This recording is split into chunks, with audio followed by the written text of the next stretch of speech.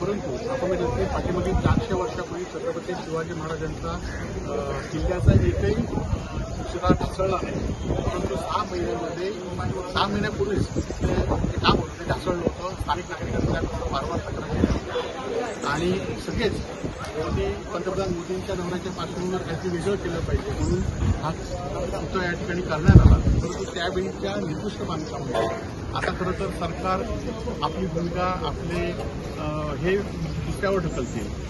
वायुसेनेकडे पुतळा आहे म्हणून सांगतील किंवा या छत्रपती शिवाजी महाराजांचं महाराष्ट्र सरकारने यावेळी खर्च केला आहे आणि त्यामुळे दोषींवर गुन्हे नोंद झाले पाहिजेत.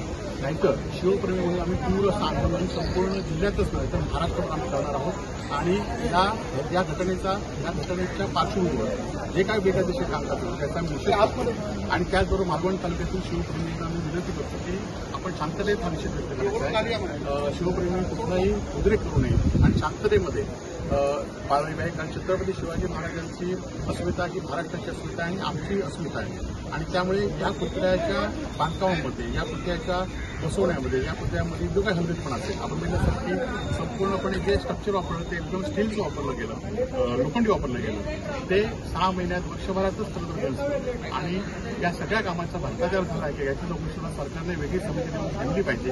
नाहीतर आम्ही शिवप्रेमी म्हणून तीव्र आंदोलन करू.